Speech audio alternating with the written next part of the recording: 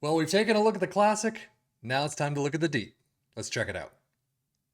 As we mentioned last time, this is part of a two-part series, I guess. The first one being called the Svonnstem Wide Target Series 433 Classic.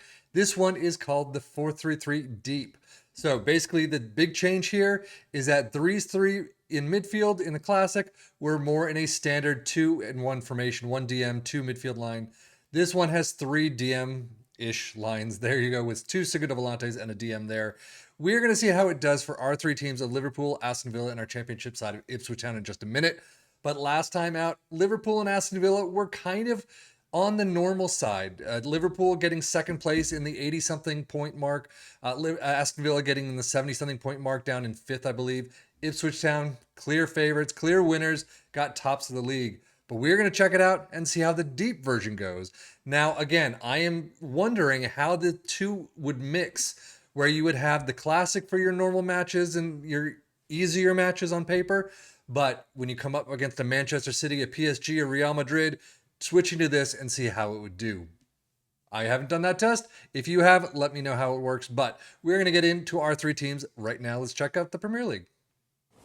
Well, I'm assuming this is slightly more defensive of a tactic than the classic one is. I mean, you have two Segundo Volantes that are a little deeper, but still on attack. So I'm not really sure. But Liverpool this time around in fourth place with 79 points, definitely lower than usual. Aston Villa in third, which is not bad, 83 points, slightly above usual. Well, since Aston Villa came out on top in the league, we're going to start with them. Domestic Cups, well, immediately out in the third round of the Carabao Cup against Liverpool. We'll see how they did in a minute. They got to the FA Cup final, but lose out in extra time against Arsenal. And they got to another final in the Europa Conference League, unfortunately losing out in penalties this time around to Fenerbahce. So all in all, for Aston Villa, a third place finish is pretty good. 83 points. We've seen higher, no question about it, but still not too bad.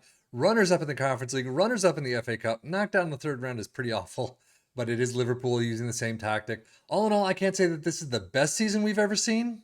Definitely not the worst, though. Squad-wise for Aston Villa, you can see about a usual amount of green, maybe a little more this time around. 28 goals for Ollie Watkins, 26 for Diaby, and 23 for Douglas Luiz. Not too bad. 15 assists for Digne, 13 for John McGinn, Matty Cash, and Yuri Tielemans. We haven't seen him much in the list these days.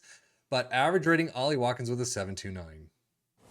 And as we switch things up to Liverpool this time around, Carabao Cup, they got to the final. The Carabao Cup final, 0-2 though, loss against Arsenal.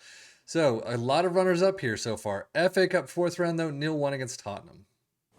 And then an extra time loss in the Europa League final. I mean, this is so close to getting so many trophies, but unfortunately neither team can pull it through. But a 1-2 loss in extra time, against FC Porto.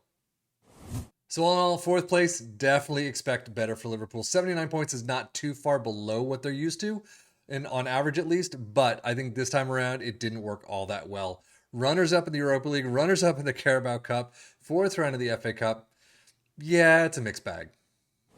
Squad-wise, definitely less green than what we're expecting, but goals, let's see, 31 for Salah is very nice. 17 for Nunez usually. It's at least swapped.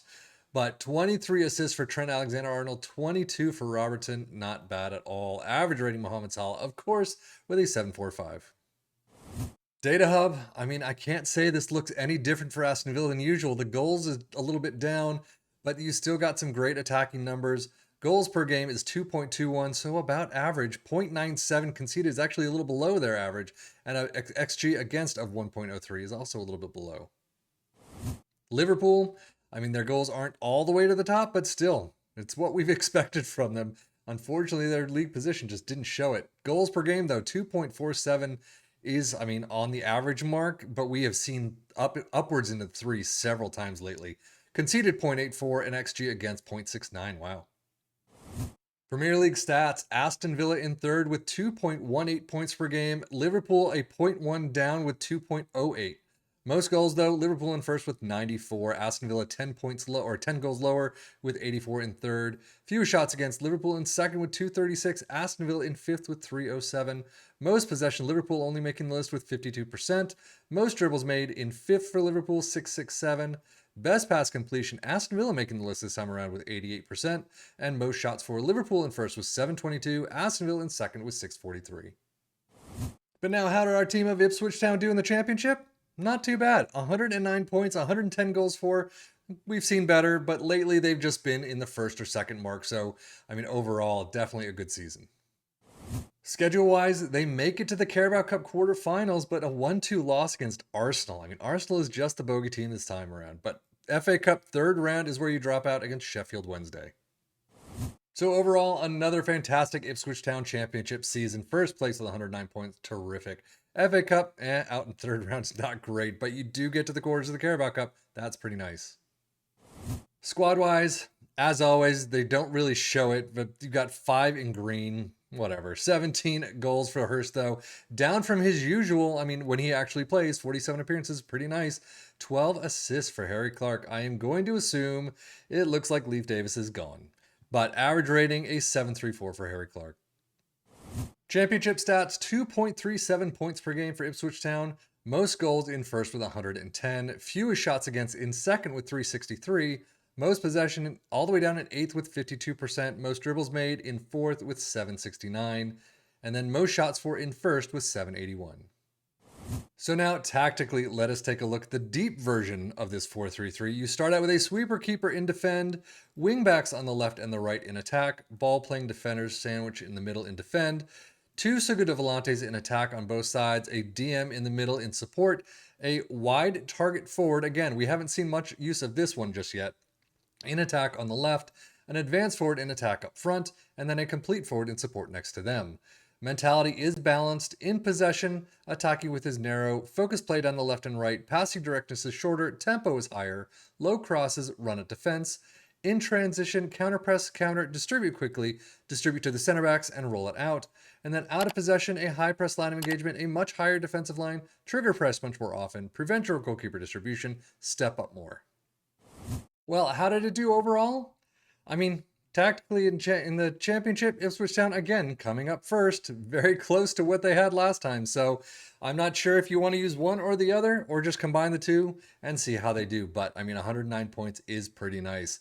And if we look at Liverpool, we look at Aston Villa, I think they did okay. Aston Villa doing a pretty nice job in third place. Liverpool coming down to fourth, which isn't great, but they didn't do an awful job. I mean, still 94 goals. I think they just need to shore up a couple things, meld a little bit more into the tactic itself. But overall, it's an interesting tactic that definitely would need some finagling when you're actually playing it with a separate team and actually getting into the matches and things like that. I think if you took control of this, as I always say, I think you could do a much better job. But that's it for me, Svonn FM, for the Football Manager blog channel, saying thank you as always for watching.